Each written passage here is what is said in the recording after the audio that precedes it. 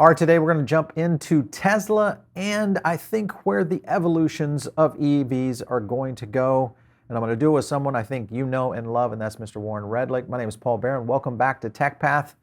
It's great to see all of you guys back on the topic of electric vehicles and kind of the innovation that is happening around the technology side. If you're a Tesla owner, you are living in high cotton, as they say these days, and that is because Tesla is absolutely unhitched on the charts. There's been some big reasons and some ideas of why this is happening, but I thought, hey, let's get one of the experts on Tesla. That's Mr. Warren Redlich. Great to have you back on the show, Warren. Hey, thank you. I don't know if expert's the right term, but I'll take it. Hey, listen, you've done enough videos on this, at least 10,000 hours, so you're automatically considered That's right. an Practice makes expert. perfect. That's right. If you guys have not checked out Warren's YouTube channel, just search Warren Redlich. You'll find a great plethora of great content around SpaceX. I love your SpaceX videos, by the way. They're very compelling to me. I'm a big fan of just technology in general, so good job on what you're doing there. Thanks. Hey, Warren, let's get into Tesla a bit here. Obviously, we've seen the stock hit just ridiculous highs here recently. Full disclosure, I'm a Tesla stockholder. I know you are as well. We both have been on the same side of Tesla. I'm more on the conservative side, in the sense of I still see a long time before we see some growth around certain aspects of it. I want to hit on the first topic, and that is Autopilot and just full self-driving in general. Now that the subscription happened, I finally got my hands on full self-driving, though I don't find myself using it tremendously as much as I probably should be. Your thoughts on where Autopilot and full self-driving are today? Are you in the beta program with your new vehicle? I have FSD Beta 10.3.1. Okay. I should be getting 10.4 tonight. I Great. use it all the time. I don't use it exclusively, but I would say 90% of the time that I'm in the car, FSD Beta is driving. Yeah, so my experience, obviously not with that level of the beta side of it. Obviously, we're very limited on what we can do, meaning in just the traditional subscription side of FSD, but meaning not having city street navigation capability point to point. So your thoughts on where NHTSA is kind of positioning right now with our new friend Missy over there, and what they are trying to do in terms of either protecting the public, slowing down technology. What are your thoughts on how NHTSA and this little dance with Tesla is going about? Well, they're not interested in protecting the public. That's a nonsense statement. That's the myth they want to project. Government Right. is the greatest threat to progress. What we're seeing, I will tell you right now, it's really, really simple. I drive FSD Beta. You've driven FSD at least, or Autopilot. Right. Have you ever taught a teenager to drive a car? Yeah, this is much better than that. well, the key point is when you're teaching, because I've taught two teenagers to drive. When you're teaching a teenager to drive a car, you sit in the passenger seat, you have no access to the pedals, and you don't really have good control of the steering wheel. When you're teaching FSD Beta to drive, or when you're supervising FSD Beta driving, at any moment you can hit the brakes, you can hit the accelerator, you can grab the wheel. And you have to supervise it actively, but it's roughly better than a driver who's got a week under their belt. Mm-hmm. A 16-year-old who's been driving for a week, it's roughly better than that already. And when the 16-year-old makes a mistake, there's nothing you can do. When FSD Beta makes a mistake, you grab the wheel, and it makes mistakes. There's no question about it. It makes mistakes. Sure. It's not perfect. But the idea that the public needs to be protected from this, and FSD Beta drivers need special training. What special training did I have to train my teenagers to drive? Maybe we should end the human beta program, right? We have this human beta driver program where we let humans drive humans drive when they're not really capable of driving, and we have a human sitting in the passenger seat supervising. Why do we allow that to happen? Isn't that much more dangerous than FSD Beta? I don't understand. I've never heard a good answer to that from anybody who's concerned about FSD Beta supposedly being dangerous. Yeah, I don't know that I would say FSD, I look at Autopilot and just its engagements and also some of the disengagements that I'd still see today on a product that I'm paying for. And but yet at the same time, I'm also seeing just tremendous successes in what it is designed for, full self-driving, and what we can use right now, us mere mortals versus the beta testers that are out there. And I have found, I would say in the 95 plus range of accuracy and capable, fully capable. What I'm more concerned about when I look at it as a Tesla owner and as a full self-driving subscriber and willing to pay for that, in the essence of NHTSA getting into my vehicle and driving habits to the sense of that I've seen this vehicle perform, I'm with you on that. I don't agree with it. I think it's definitely an overstep on what they're trying to do. My question is, why are they trying to do this? And Well, I no, okay. understand. So the real story is that the administration does not like Tesla, does not like Yeah, Elon Musk, and the administration. Why else would you appoint Missy Cummings at this time if she was right. such a highly qualified individual who is really appropriate for advising NHTSA on all kinds of things? Right? She's a driving safety expert supposedly. Then why now? There was an article saying this was going to be significant for Tesla, and she retweeted it. She's admitting that she is motivated about Tesla. She has been, openly critical of Tesla. I think at one tweet she said she wanted to punch Elon Musk. This is your idea of a good government official? I don't know. So I think the practical reality, though, is bureaucracies move slowly, Hmm. and FSD beta improvement does not. So Right. by the time NHTSA gets around to any kind of regulatory effort, FSD beta will be much better and maybe in wide release. And you have probably more than 1 million Americans, plus their families who have FSD. By the time that something happens, 500,000, 1 million people will all of a sudden have a vested interest in making this go forward. And that becomes harder. And it actually cuts a lot into the Democrats' base, because a lot of people who are interested in electric vehicles are Democrats. And if they see the Biden administration at war with the company that is delivering electric vehicles and delivering autonomy, then that's going to hurt their votes even more in 2022 and 2024. I'm already seeing it on Twitter and Right. to some extent elsewhere that Democrat friends of mine are starting to say, well, wait a minute, why are they attacking Elon? Yeah. Why are they going, Elon is a hero. Elon is a hero character, right? He's got 61 million followers on Twitter. Yeah, he's irreverent. Yeah, he occasionally makes, breast jokes or whatever. But, practical reality is no one's doing more to clean the air. No one's doing more to reduce CO2 emissions. No one's doing more to promote solar and, a shift to sustainable energy than Elon Musk. He's certainly doing more than Joe Biden, Bernie Sanders, Elizabeth Warren, and Missy Cummings combined. Yeah, I think that's the question I always have when government gets involved is what is the underlying factor around where this is going? Will this, in your opinion, do you think this is going to slow Tesla down any at all in terms of rolling out FSD? It's not going to slow them down from improving it.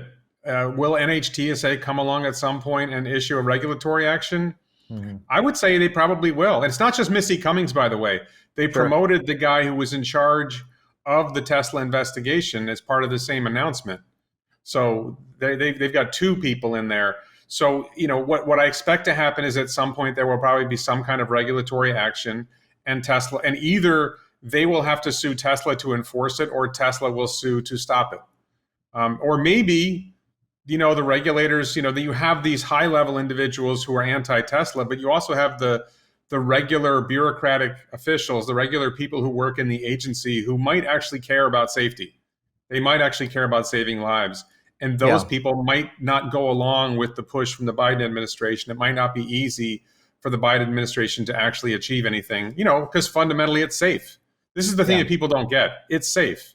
The FSD beta program, as far as I understand, has had way over 1,000, on average, way over 1,000 drivers for more than a year with 0 crashes.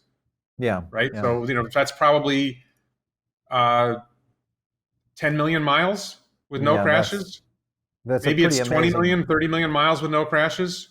Right. So where are you going with that? Just the sense that we've seen that much success with it, and the amount of recorded data on this, which is, I think, goes really in Tesla's advantage in the sense that with full self-driving, the beta testers who have been, be able to give a full video report of what's happening, where FSD is disengaging, where it's not, where the challenges are. Then, of course, the software teams and Tesla really address those pretty quickly, I think, within each beta release that I've seen so far. That's pretty impressive. So, all right, so good on that. Let's talk about a couple of other things. One is Tesla's price increases that we have seen over the last little bit. So Model 3, formerly the standard range 7,000 up from 37K to 45K. This was just tweeted by Sawyer Merritt. Yeah, it's actually And 8K. It's yeah, 8K up. yeah, now it's 8K. Sawyer Well, needs to that work was on his up. math. I love Sawyer, but he needs to work on his math. All right, well let's go here and make sure he did his math right. 8,000 on the long range Model Y, which by the way, when I looked at ordering, because I ordered a new Model Y, the 7-seater. I didn't order the 7-seater. I have the regular one right now. But I was surprised at the value of my current Model Y. I was blown away. The car was worth as much as I paid for it brand new. Right. So just the value of that, I'm just, of course, a lot of that has to do with availability, but also I think a lot of it has to do with the fact that the OEMs have not really moved quick enough to be able to keep up with Tesla's pace in terms of growth. But you've got the Model Y up 8,000 from 50 to 58, the long range S from 15,000 up from 80 to 95, and then the X on the long range up from 90 to 105. Your thoughts on, and I understand why Elon and Tesla are going in this direction, and obviously from their recent third quarter filings, we saw their ability to make money is just like a printing machine over there with Tesla. And what are your thoughts on where this is going to stop? Because I feel like Elon still wants as many people as possible to drive electric. Why go the direction of continuing to increase prices when the demand is, and I understand demand, there's no problem with demand. I think that there's a problem when you're pricing your vehicles low enough that people have to wait a year to get their car. Yeah. Then it actually creates customer dissatisfaction. Right, so you have to price the cars high enough so that your backlog isn't too big. I think a lot of this is going to be solved when Giga Texas and Giga Berlin open. Because once Giga Texas and Giga Berlin open and start ramping and start delivering more vehicles, then that should address I mean, I would say, people say there's a demand problem. Yeah, there's too much. And they can't satisfy all the demand. And it does tend to lead to unhappy customers who wonder why they have to wait so long to get a car. So I think, but I really believe that this is a short-term problem, and Giga Texas is going to start delivering next month. Giga Berlin potentially starts delivering next month, but really deliveries, maybe it's production next month and deliveries start in January. So once they start delivering from Giga Berlin and Giga Texas, that's going to really relieve the demand pressure. And ultimately, they can probably lower prices again. But my gut hunch on the initial vehicles coming out of Berlin and Texas is that they will actually be higher priced. Those are going to be high performance. This is my guess. I don't know. But my prediction is that the vehicles coming out of Berlin and Texas initially will be high performance models. They're going to be lighter weight, so they're going to perform better. And they're probably going to have a bit more range because they're lighter weight. So when you put that together, those vehicles, if, let's say a Model Y performance is, I don't know, 60. Is that like, it's like, no, it's sorry. That's probably like in the mid 50s to high 50,000s. So I would guess the first Model Ys coming out of Texas and Berlin will be high performance models for like $70,000. That's a guess, total guess. But it makes sense to me, especially the 4680 model coming out of Texas with the structural pack. That's going to drop 500 pounds. That's going to be an incredible performer. Yeah, your belief is the 4680 is going to be released during the next year with production at Giga Texas? I think Giga Texas will start selling 4680 structural pack Model Y in January. Start delivering 4680. They have produced enough 4680 cells from Fremont to supply at least a limited run of 4680 vehicles out of Giga Texas. I don't think they're going to run them out of Berlin yet. I think that Berlin's going to wait. So I think there's going to be a line of 4680 Model Ys and a line of 2170 Model Ys coming out of Texas. And the model for the 4680 line might ramp a little slower, but the vehicles are going to be insanely good. I was looking at the kind of just the track. If you look at kind of the track in which ramp up could occur, if you look back at Shanghai when it first opened and kind of the ramp up period that Shanghai had, likelihood we'll probably see Berlin with similarities there. What are your thoughts on ramp up in Austin? Do you feel like it might be a little bit faster, obviously because it is native territory? What are your thoughts on that in terms of how quickly I think the 2170 line should ramp quickly. The 2170 line, they're going to do front and rear castings. They've had a lot of time to get that down. The 2170 battery pack is probably close to the same battery pack. It's not a structural pack, so that I don't think it's a structural pack. So that should be pretty straightforward. Maybe I'm wrong and they're making a 2170 structural pack, but I haven't heard that. So I don't think the complexity in the 2170 line is going to be difficult. It's the 4680 structural pack that's going to be different. If anything, that should ramp quicker because the front casting saves a lot of work and a lot of parts and a lot of processes. So my gut hunch is that it should, like I said, the 2170 Model Ys in Berlin and Texas should ramp faster. The big holdup in Berlin is going to be bureaucracy. Does the German government let them produce? Yeah. It's bizarre until you recognize that Kafka wrote nonfiction. That's what we're looking at. Yeah. I'm waiting for Greta Thunberg to have a protest outside Giga Berlin saying, free Giga. If Greta Thunberg actually cares about the environment, you have the opportunity to displace a lot of gasoline and diesel vehicles with electric Model Ys coming out of Giga Berlin. So I'm looking forward to Greta Thunberg protesting German bureaucracy holding back the efforts to deal with climate change. Yeah, that'll be interesting. I'm sure it's coming. I'm sure she's really motivated. What are your thoughts on the recent move with the VW the VW CEO, where they've got a board now that's reviewing his whole situation due to the auto workers scenario that VW is facing? And his statement was that they're trying to slow him down moving into electrification of VW because of the fact that it's going to reduce the number of jobs. The way I heard it, what he said was, if we don't electrify, we're going to lose a lot of jobs. Right. So I don't know. I mean, it's hard to tell. You know what Herbert Diess is saying publicly. You don't know what's really going on behind closed doors. You don't know if there isn't some other reason for Volkswagen to be concerned about him. But my general sense is that legacy auto is not capable of adapting to the new world. Like Kodak is basically gone because they couldn't adapt to the way digital photography changed everything, especially with phones. I don't think legacy auto, there's too many problems in the legacy auto structure. There's, bureaucracy inside the companies. There's the mentality. There's the unions. There's the dealerships. There's the government strings attached. There's the debt. There's so many different problems that are going to make it hard for legacy auto to compete in this new world. And I'm not sure that they can get there. Yeah. I was going to bring up a chart right here. You just mentioned that in terms of legacy auto. This is, of course, the FRED data. I'm sure you've seen this on domestic auto production. We continue to see these massive dips, but the big one that kind of really caught my attention is the last year, where we saw, of course, the COVID impact. We went back up to 216,000 down to 189, and this massive fall off right here between July and September, all the way down to 84,000 cars, which is pretty crazy numbers in terms of when you look at the heyday of where OEMs were really doing most of their work in the late 90s in terms of auto production. With that being the case, with OEMs really seeing a reduction, obviously. Wait. Let me just address something there. Go ahead. So there's something fishy in Denmark. Interesting. Okay. They're selling a lot fewer cars.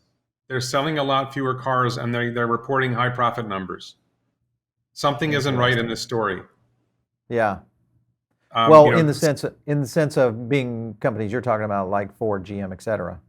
Right. How are they reporting? If they're producing half as many cars as they produced before, how on earth are they making a profit? That doesn't make sense. There's something weird in those numbers that doesn't make sense. And I think the answer is that Joe Biden is just handing them cash. Joe Biden, the Federal Reserve, are just handing them cash. There's something bizarre there. It doesn't make sense. For us to see that kind of fall off, for sure, yeah. They should be losing money. They all have massive debt. They have to pay interest on their debt. If you're spreading the interest payments on the debt across 10 million vehicles, that's one thing. If you're spreading the interest on your debt across 5 million vehicles, all of a sudden your interest load on each car is double.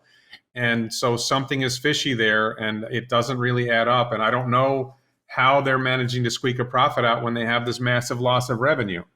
Mm-hmm. Yeah. because Well, that's they have going to structural costs that don't go away, right? exactly. They have the cost of goods sold, the cost of each vehicle produced, but you have this structure of all these jobs and all these other things going on. And look, how are the dealerships making money selling half as many cars? Something isn't right. Interesting observation. We'll definitely be watching that one very closely because that's going to be interesting to see, especially towards year. But this affects so much of the stock price, et cetera, with a lot of these companies. I know you've, gone on. I think you've even talked about this on our show. Is that OEM could be out of business within the next 5 to 10 years in terms of just electrification. If you had to pick one OEM, I know you probably wouldn't, but if you had to pick one that might make it through to really at least developing electric vehicles at scale, who would you say that might be? It's already Hyundai. Okay, so Hyundai's already Hyundai doing it. by far, yeah. But Well, American, Hyundai has US, a few US things. OEM. Let's be here. Hyundai has a few things going for it. Number one, it's a large company in a small country. Yeah, They have a lot of political influence in South Korea. They have probably the most protected domestic market of any company. So I think they have a lot going for them in that respect. They also, frankly, have been making electric vehicles for a long time, and they're one of the most successful OEM producers of electric vehicles. We don't talk about them much, but right, they've been making electric vehicles for a while, and they're not terrible. Right, they're not as good as Tesla, but they're not terrible. We yeah, haven't seen a lot yeah, of recalls on Hyundai electric vehicles. They're doing okay. I'm not saying they're great. I'm not saying they're as good as a model. I wouldn't take one over a Model 3, but they're not bad. yeah, yeah. Interesting. Well, I've seen enough reviews around the Ionic that it looks impressive. I'd love to see one here soon, and maybe we'll start to see those start to roll out here in the U.S. as Hyundai starts. They're already here. Well, This is with the Ionic, yeah, we've seen. I the just have Ionic not 5 seen isn't here yet, but I think the Kona electric has been here for a while. And Kona. like I said, I'm not saying they're perfect. It's just I had to pick one.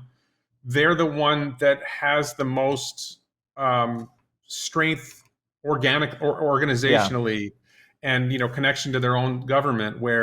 And I don't know how much debt they have, but their government's going to bail them out before anybody else's government will bail them out, and their government will give them the freedom to do what they need to do to innovate. Yeah. If Ford or GM goes bankrupt and gets government to bail them out, the government's going to saddle them with even more strings to make it even harder for them to innovate. Yeah, which is going to be a problem. Let's jump to the last topic here on Tesla, and that is, of course, the big deal on Hertz this week. Most likely the biggest influencer in terms of the stock price moving like what we have seen is 100,000 cars for Hertz. The potential here, though, globally could be massive if other rental agencies start to move in this direction for electrification. And just doing the numbers on Hertz, just the amount of rentals they do per year, then of course the release from the deal between Uber and Hertz. A lot to unwrap there. First, your thought on now you're going to have a whole bunch of people that have never driven a Tesla that will be able to drive a Tesla. Your thoughts on what this is going to do to demand? Because I would think it's just like, I don't know, a couple of thousand showrooms that just opened up overnight. Well, just really quick, I want to disclose that I bought 200 shares of Hertz after the announcement, and that turned out to be a very good investment, of course. But I think that people are missing the Hertz story. I don't think the Hertz story is. I mean, there's the immediate impact that it had on Wall Street. So those of us who follow Tesla know there's no demand problem. But when Hertz made this announcement, it was sort of this signal to Wall Street that no, the demand story is real. If this large rental car company has decided we're going to buy 100,000 at full price, right? That's a real signal to Wall Street that there's definitely any argument that there's a demand cliff is over. So even though that argument was stupid from the beginning, Wall Street might not have gotten that. But the real story, the reason why I bought stock in Hertz, is imagine if the robo-taxi network goes live while Hertz owns 100,000 cars. Boom. And Hertz puts 100,000 cars in the robo-taxi network. And you've probably heard me do this analysis before, but take it in the context of Hertz. Hertz owns 100,000 cars, and each car goes out and works as a robo-taxi, 18 hours a day for a year. Yeah. Right? Ballpark average 18 hours a day for a year. And each car makes $50,000 in profit per year. $50,000 times 100,000 cars is $5 billion in gross profit for a company that at the time I bought the stock was trading under $13 billion in market cap. Right. So I'm seeing the market Insane. cap of Hertz, if that scenario comes true, the market cap goes to 60 billion or higher, and I 4x my investment. So I think, but I don't think that the Hertz run up or the Tesla stock price was a reflection of the robotaxi story, because Wall Street doesn't get robotaxi yet. Right. Yeah. Well, I think the potential here is really more around just, if you look at the retail side of this, the demand insanity that's going to come from just Hertz's exposure to the retail rental car customer that's going to essentially get a chance to drive a Tesla for the first time. Let's say it's just 60% of the people that would rent one of those Teslas maybe have never driven one. Let's assume most Tesla owners, when they go rent a car, they're probably going to go to Hertz now to rent a car, just for that purpose, because the Model 3s, and I know the Model 3s are already landing. So you've automatically created this huge exposure to a whole new set of customers that maybe have never even went into a showroom or didn't even have access to one to take a look at a car like Tesla. And it starts to move people quickly into that, obviously pairing that up with what's happening with Giga Austin, increased production capacity. We could really see a little bit of a boom in terms of demand on Tesla in the next 2 years as this starts to roll out. I'm afraid I'm gonna say to you that's Wall Street thinking. There's no demand problem. There has never been a demand problem. I'm not saying that. I'm saying what we could see is an accelerated demand issue. The demand is already so much. The demand is already so much that some models you have to wait more than a year to get your car. So you're saying Tesla increasing demand would just mean people would have to wait 2 years to get their car. The challenge for Tesla is production. Elon said this in a tweet. They're not constrained by demand. They're constrained by production. They need to produce more. And just on the key point here, when you talk about people driving a Tesla as a rental car, I don't think that's the key driver of demand. Look, you have a Tesla. Have you taken any friends for a ride in it? Sure. Okay. I think I average like 3 people a week that I take for a drive in my Tesla. Yeah. Right? Nobody gets a Camry and gets it home and calls their neighbor and says, hey, you got to go for a ride in this thing. Go for a ride. Nobody gets a Passat or, maybe a Corvette, right? Maybe there's certain cars that you want to take people for a ride in. But by and large, we're talking about a Model 3. It's comparable to like a BMW 3 Series or a Toyota Camry. Nobody's saying, hey, you got to go for a ride in my BMW 3 Series. Right? But I'm I'm constantly taking people for rides in my Tesla. And lots of Tesla owners are doing that. That's the demand driver. What is the capacity that you feel like Giga Austin can do at full ramp for full production? Where's the estimated production? The building that they're building now is ballpark 5 times the production space of Fremont. Maybe it's 4, maybe it's even 3, but I think it's 4 or 5 times the production footprint of Fremont. Not the the space that can be used. So if Fremont ultimately will reach, as they've suggested, 900,000 vehicle capacity, well then Giga Texas should be over 4 million in capacity and maybe 5 million. And I think people really haven't wrapped their head around how big that facility is. Right. So at 5 million cars on production, at least here in the U.S., at 5 million cars per year, at that rate, you feel that the demand is already at 5 million cars? I think so. Tesla is pricing the cars. It depends on what you mean. Demand at this price point? No. But their cost of producing a Model Y is like $20,000. Sure, yeah. Margin is ridiculously high. So I've heard that their margin in China on the non, only the rear casting Model Y, I've heard their margin is over 50%. The margin on the Texas Model Y, if they're selling it for $60,000, is going to be 70%. They can lower the price to 40. What's the demand for Model Y when they lower the price to $40,000? Right? We're thinking about it. What's the demand for Model Y now at $60,000? No one recognizes they can sell it for $40,000 and make a 50% gross margin on the car. Right, no doubt. If that actually happens, if we see that kind of production leap forward to be able to get to that, and demand is at that kind of level, which would be let me more directly answer your question though. So let me more. So where I see Tesla production going is Tesla's Giga Shanghai will probably exceed 1 million vehicles a year at some point. Okay. Fremont will approach 1 million vehicles a year. Maybe it'll be 800,000, 900,000 vehicles a year. But Giga Berlin and Giga Texas are next generation factories. So they're going to be more productive for the amount of space they have than even Shanghai, which is extremely productive. So I think you're going to see Giga Berlin producing at least 2 million vehicles a year when it's fully ramped. And I think you're going to see Giga Texas producing at least 4 million vehicles a year when it's fully ramped. So collectively, between the 4 factories that we know about now, before you get into the next generation factory after Sure. Texas and Berlin, we're talking about at least 6 million vehicles a year. And then in probably 2023 or 2024, probably 2023, they're going to start building the next generation factories. And Yeah. those are going to be even more productive. Yeah.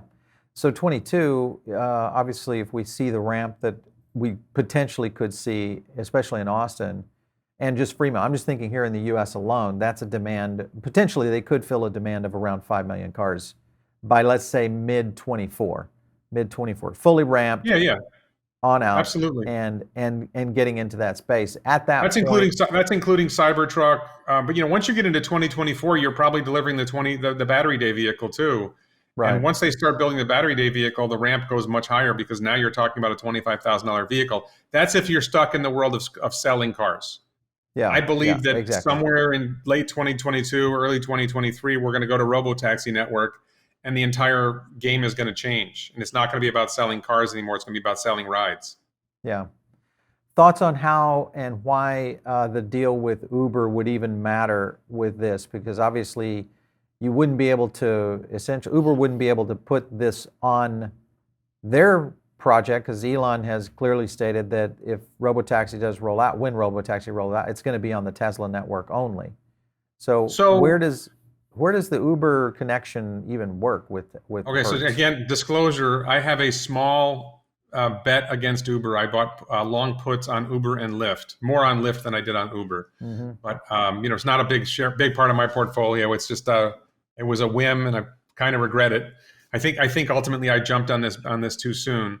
But I think ultimately, in the short run, Kathy Wood from ARK Invest has talked about human supervised FSD, right? Like Uber's as a way through. So maybe Uber working with Hertz and Tesla as a way to that. Ultimately, I see the robo-taxi network displacing Uber, but it may be that Uber has really valuable data, like particularly about rider behavior, that would be valuable to Tesla, and maybe Tesla ultimately acquires Uber or acquires Lyft. Yeah. So I have a feeling I'm going to lose my money on my puts, and I'm okay with it. It was a weird gamble. If I'm right and Uber and Lyft go bankrupt, then I make 200x my investment. That's the theory. So I'm willing to risk losing 1x to take a shot at 200x. Right now it looks like I'm going to lose my 1x. So yeah. But I think that it's an interesting approach, and it makes me wonder if I don't think ultimately Uber survives as an independent company, because Uber is premised on human drivers, and Right. one of their big advantages is their interaction with human drivers. When the human drivers go away, you go to a robo-taxi network. I don't see what Tesla gains by having Uber run its robo-taxis through their own network, except maybe there's some valuable data. intellectual property or customer lists in Uber that Tesla might be worth acquiring. But I don't think it's hard for Tesla to build that up on their own. Yeah, So that, I think it would be a pretty quick I think move. it's more of an acquisition, and my gut would be almost everyone who has the Uber app has the Lyft app too, right? So Lyft would be cheaper to acquire. So I think that's Most kind of an likely, interesting potential game Yeah, down the road. especially if you're just going after the actual user database out there. Not that I don't know that Tesla wouldn't be able to engage within that. If they did a couple of strategic deals with companies like Dollar and Enterprise, et cetera, I mean, that starts to roll out in a different format, much to your point. All Tesla has to do is say, hey, we've got a new robo-taxi app available. The rides cost half as much as Uber. Download the app from the App Store. It'd be done. They're not going to have a problem getting people to sign up for that. For sure. So, okay, so let's talk quickly, and we'll end up on this, and that is stock price. Any potential you see of a split coming down with all this craziness that we're seeing with Tesla right now? I don't, personally, I don't worry about splits. Is there potential for a split? Sure, there's always potential for a split. Do I care? I don't. It doesn't. I'm interested in the fundamentals of the company, right? And just to talk about stock price, if we can just go that direction, people are disturbed by the run up and they say, oh, it's gone too high. And it's like, well, wait a minute. Right. Where do you think it's going in 5 years or 10 years? Exactly. Yeah. Right. And if you think it's going to $50,000 a share, then it hasn't run up enough yet. Mm-hmm. Right. It's sort of like, well, and I'm in the $50,000, $50,000 share price in 2030 camp, right? $25,000 in 2026. It needs to go. Instead of thinking the stock went up too fast, think the stock was held too low too long.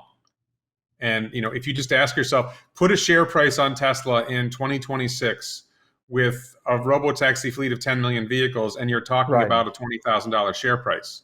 Yeah. Right. So what would you pay today for a stock that's going to be worth $20,000 in 5 years? Well, you'd pay a lot more than $1,200 for that. Yeah. You'd probably pay close to $10,000 for that stock if you thought you'd get a doubling in 5 years. So, Tesla's stock is not high, it's low compared to its true value. If you believe, and even if you leave out robotaxi and you say, okay, 2030, they're going to be producing 20 million vehicles, they're going to be selling them at a 40% margin.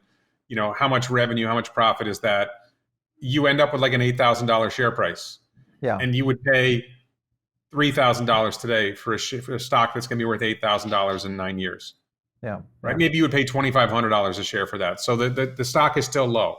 And this is not professional investment advice. And I'm horribly biased because I own a lot of Tesla stock. Sure.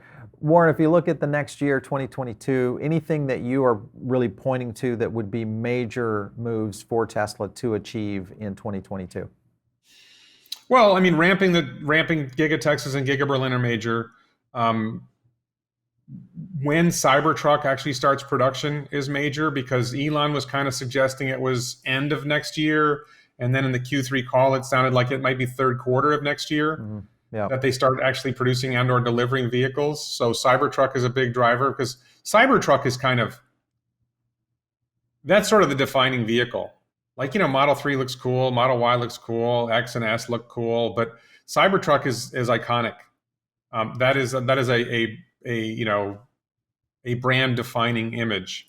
And when you start seeing those things on the road, everyone is going to want to know what that is. And half of them are going to say, God, I never want to see that again. And half are going to say, how do I get one?